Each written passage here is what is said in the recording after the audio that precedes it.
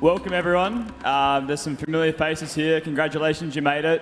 It's the final panel of the final day of 10 days of conferences in Paris, so good to see you all still here. Look at all these people. What are you all still doing here? Go home. So today's panel will be on the next 12 months for the Cosmos and just how important growth will be sort of for the ecosystem to compete with some other pretty compelling ecosystems and narratives coming up in the Web3 space. So yeah, we have 4 panelists on with us today.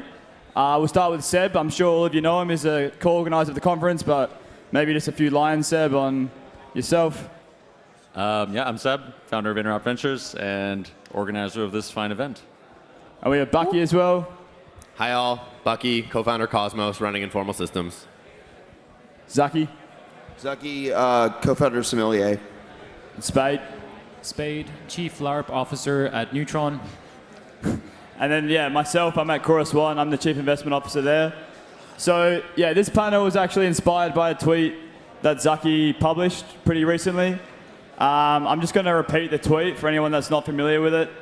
So, yeah, from Zaki, I think Cosmos Social Capital has about 12 months to do something unique and differentiated. Otherwise, we get swallowed by ETH-flavored variants of Cosmos-originated ideas like rollups and eigenlayer. So that's the tweet. We have 12 months apparently, so I'm going to start it off with, to what extent is this actually a threat to the Cosmos? And we'll start with potentially you, Zaki, considering it's your tweet. So I guess I'll present the evidence that, Cosmos is under threat. I'd say probably the most compelling evidence is that every exchange chain in the past has always been built on the Cosmos, on Tendermint and Cosmos SDK. Exchange chains are like the most successful blockchains, but the 2 new exchange chains are, one is built with the OP stack base, and the other one is a sort of a Frankenstein of multiple L2 stacks that Mantle built. And I think that's like a great example of like large high distribution apps being built, or like large high distribution blockchains that previously were always using some element of Cosmos tech, now using ETH L2 tech. Obviously these things are either just becoming live or about to become live, and so we'll see how they go.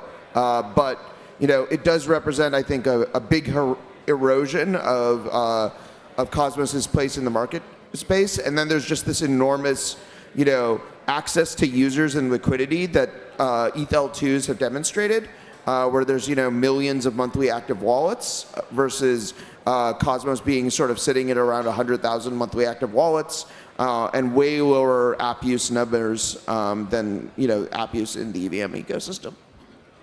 Spade, I see you nodding your head a fair bit there. Do you have anything to add to that? Yeah, I mean, I think a lot of us in this conference and a lot of the speakers have touched upon these issues beyond sort of the fact that the stack is under threat in terms of being used for these meaningful projects. I think also just being able to bootstrap an economy in Cosmos that has intrinsic appeal to the outside world is something that we're still working on, and that has not been encroached yet, right?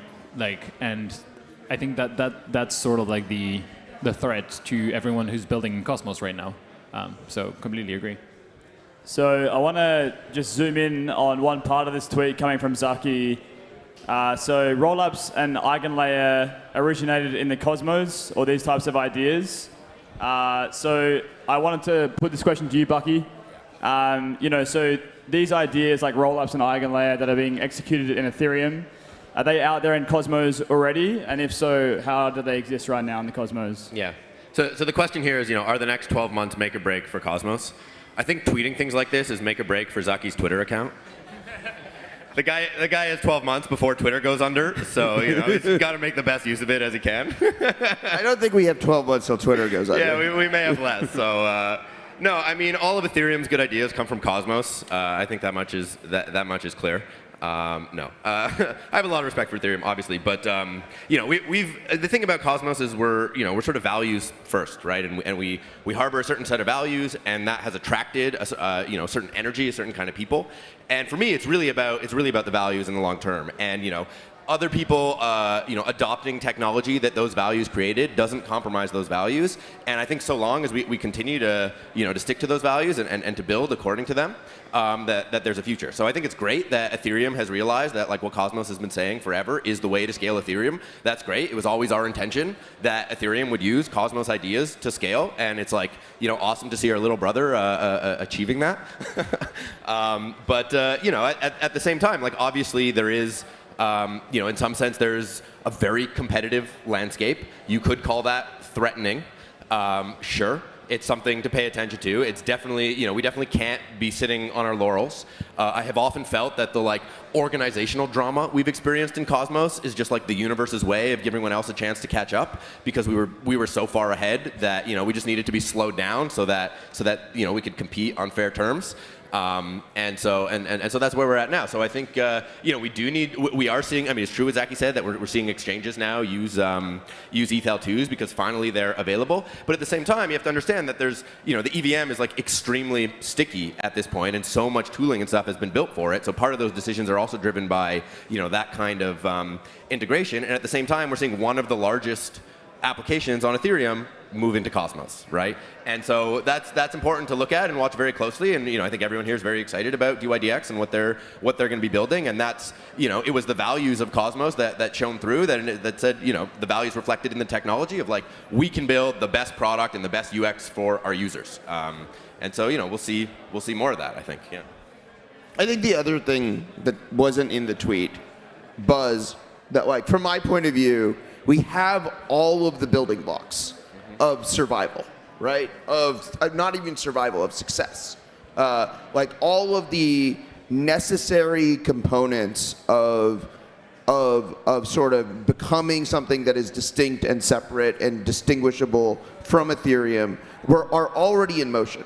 Like, all of the necessary things, whether it's having a more compelling tooling for Ethereum EVM builders from, like, Polaris, to, like, demonstrating what you can do on an app chain that you can't do and you won't be able to do for years on an L2, which is what DYDX is demonstrating, to like, actually doing a better job of liquid staking, and, like, continuing to evolve the proof of stake economy with the liquid staking module. Like, we've got all the right things in motion to really distinguish ourselves. But, like, this is a critical moment of execution. Yeah, I think, like, there's another question in the question, which is, what is Cosmos, right? And I think, to your point, like, Cosmos is values. It's it's a vision, right? It's like a technical vision of how to scale blockchains, and it's also a stack. And at Interop, we sort of, like, look at projects that fall within the values, the tech architecture, and the stack, and we look at those as interchain projects. And we've had this kind of branding thing, and this kind of goes back to the branding things, like, what is Cosmos? What's a Cosmos project? What's not? I think that this is going to become less and less relevant as the values, the architecture, and the stack start permeating outside of what was typically the Cosmos, the projects of the Cosmos, the Tendermint diaspora or whatever, right? And these ideas that you guys seeded, The mafia. We're a mafia. The mafia. Those ideas that you guys seeded have been extremely influential outside of the ecosystem. And so the way that I like to, it was sort of like inspired by something Sunny told me, is that I think of Cosmos sort of like Linux. Linux is in literally every device in this room, including these TVs, probably these cameras, people's Apple Watches, etc. None of these devices characterize themselves or brand themselves as Linux products. They're using Unix, they're using the Linux sort of like kernel and core technology. Some projects brand themselves as Linux, and that's fine. But DYDX is a perfect example of a project that aligns with the vision, aligns with the values, aligns with the technology, but doesn't necessarily align with the branding, and that's perfectly fine. And Cosmos will continue to live on, even though, even if the Cosmos Hub ceases to exist, these things will continue to be a thing, right? The Cosmos Hub will not cease to exist, but it won't.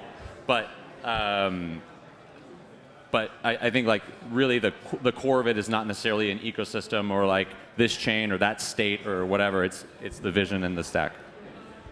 So a lot of this vision in the Cosmos is sort of about the app chain thesis. And so, you have DYDX, which existed in Ethereum, then on a layer 2, and then eventually became an app chain.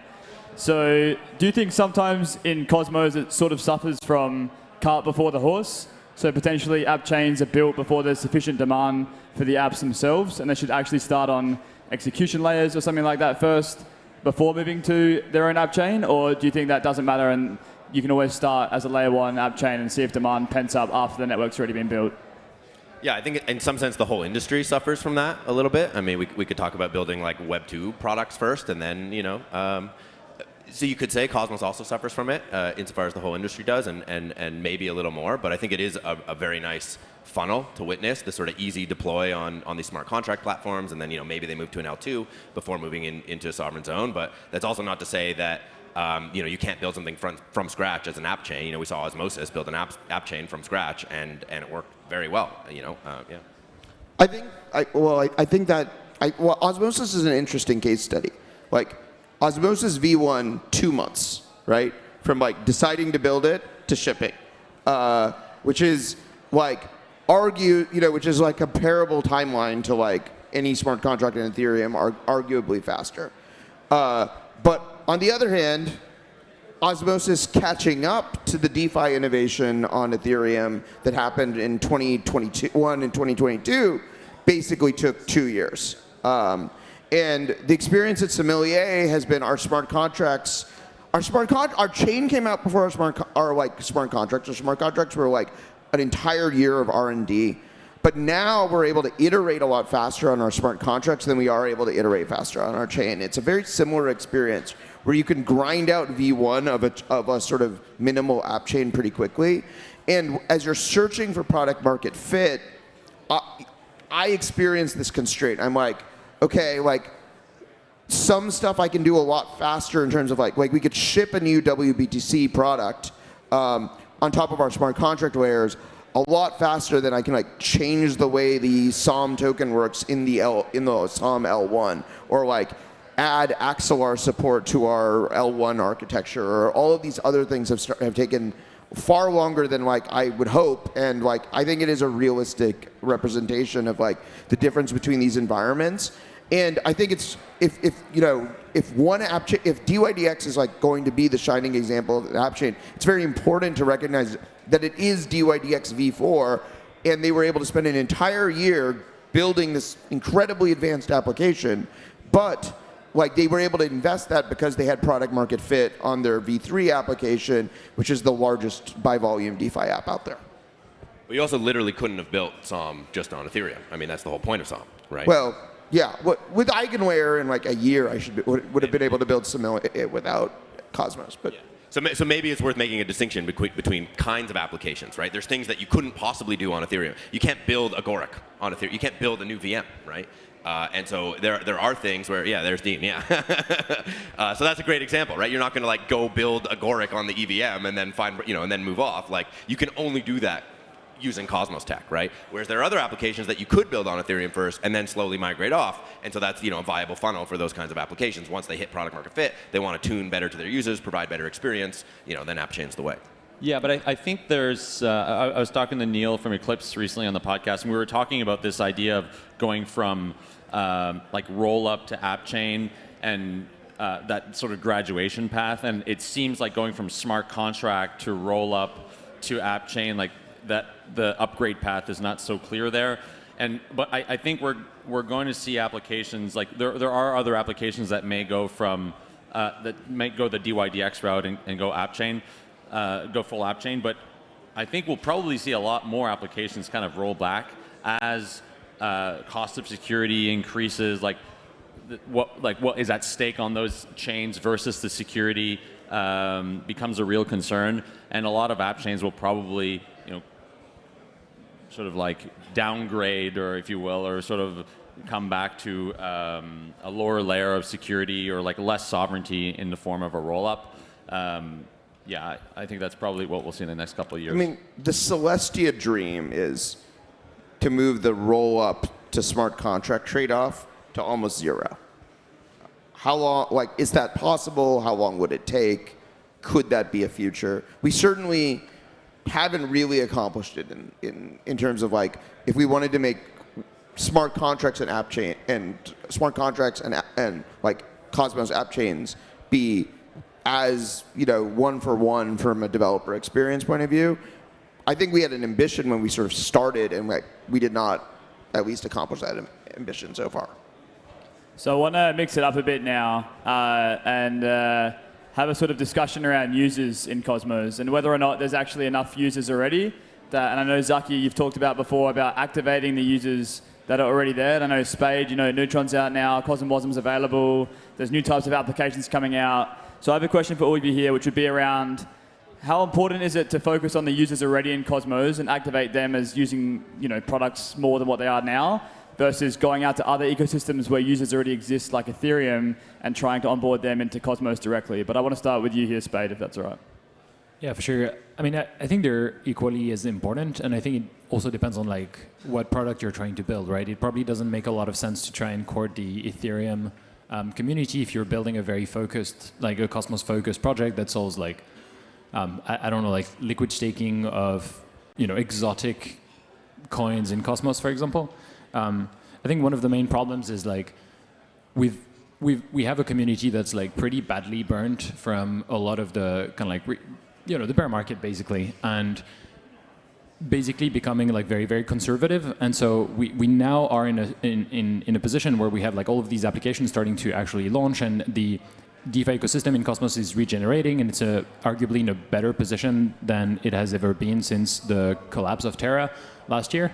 But finding ways to actually mobilize people to use these applications and get them battle tested as well, right? Because that's a big part of ensuring that the ecosystem is resilient and can grow. Is like we have this model, these modules, these contracts that are used, that get a lot of activity, that can be used to build new applications, can be reused essentially, is one of the things that makes Ethereum's ecosystem strong, but that we don't really have a lot of in Cosmos currently. And so, yeah, I think basically one part of this is making the UX a lot more frictionless, and we have great teams like Skip and Squid and others like who have been shipping a lot of awesome products in this regard recently, like IBC.fun, for example, is, you know, and the ability to buy bad kids from any chain with any token in one click is an incredible improvement in this regard.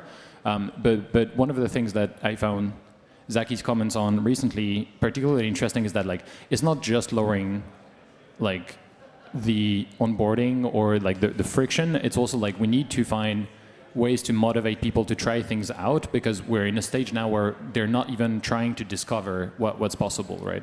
Do you want to share any of the thoughts that we were discussing recently?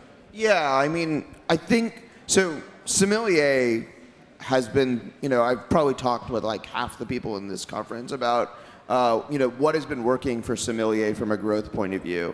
But activating users on Sommelier, I mean, like everyone's like, okay, Sommelier, highest staking yield, has highest ETH yield, like why is this thing sitting at 10 million TVL instead of 100 million TVL? And getting to that 10 million TVL has been like a massive struggle of like reaching out, direct user engagement. Like that has been by far the most effective way of onboarding people. And, you know, I look at Cosmos apps and like, you know, most Cosmos apps you see like, there's like 100, 150 wallets that are like sort of willing to go in, start playing with things. And I haven't really done any like sort of analysis to see if it's the same 150 wallets, but I do see this like similar numbers. And like that's clearly not enough, right? Like especially, you know, in an environment that's like, you know, even lower gas costs and like lower fees than Ethereum L2s. So it's just, you know, it's like we should be, and like there's the narratives that Cosmos, that like our people tell themselves in Cosmos, okay, the best way to get airdrops is to go and is to stake your atom. The Ethereum narratives are the best way to get airdrops is to go use the apps, right? Like we have to change. We have like a huge user activation problem, and people are burned and people are risk averse. But like now is the time, and really now is the opportunity if you're aligned with the Cosmos ecosystem to like go out and start using stuff. become experts on this. Like we actually have like sort of built the full features of the DeFi ecosystem. We have lending protocols, we have concentrated liquidity, we have perp protocols. Like we have all these things. Everything people are doing on ETH-L2s you can do within Cosmos now, but we have to activate a user base to actually go out and use them and yeah. Otherwise NGMI. Seb, do you have anything to add to that? I just thought that was such a great point that in Cosmos we're sort of like trained to stake our tokens in order to get airdrops, while in Ethereum the airdrops come from using the apps effectively. I think that's yeah. I mean, on the flip really side, good that point. also leads to a lot of like heartaches when you get non-Sybil resistant airdrops like exploited massively sometimes by their own investors, like the Ribbon Finance Hub protocol, kind of like the wrong project, but like Ribbon Finance and stuff. So, I mean, I think that this has come as well from a position of like carefulness. Like there's history of airdrops going wrong in Cosmos that I think projects are trying to not replicate. But I kind of agree that there's probably like new models that we can invent to really like get people interested in one of the ideas that we were bouncing around, right, is like you have this idea of quests, but they tend to be heavily botted and lead to very sort of like inorganic sort of adoption.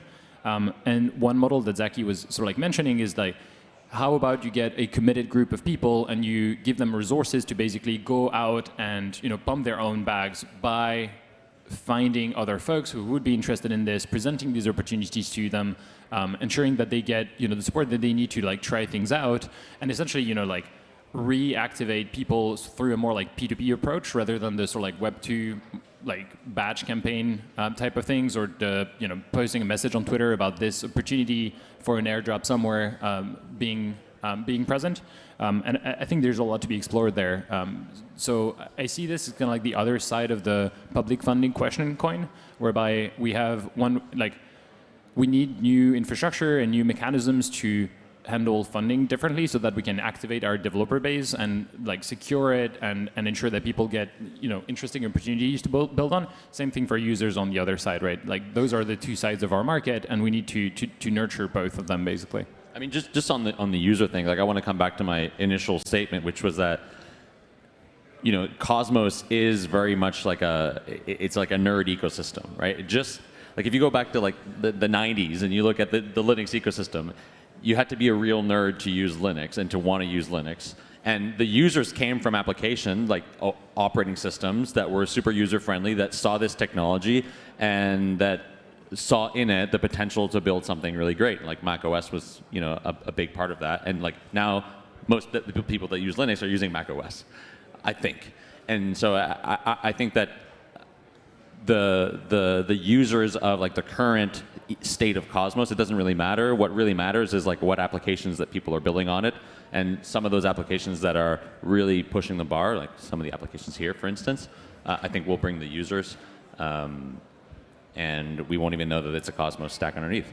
Those users won't care. But a lot of this discussion seems to be about reactivating existing users or moving people from Ethereum, and we're all sort of competing for this small pie versus going after the 6.9 billion people who aren't using cryptocurrency at all by building more useful applications. And Cosmos is the place where you actually have all the tools to build more real world things, to build new kinds of social media applications or gaming or payment systems, right? All these kinds of things that are now possible to bring in real users who don't have to know they're necessarily using crypto, or don't have to know they're using blockchains, and don't have to be bogged down in sort of weird semantics and things. And so that's the opportunity I'd really like to see, rather than fighting for some small group who got traumatized by Terra or whatever. Let's build like real, practical, useful applications for the real world to bring in like new developers and new users who don't even have to know or care or think about anarcho-libertarianism or DeFi or any of this nonsense. So Bucky, why do you think that some of the applications and also user acquisition, let's say, target and focus on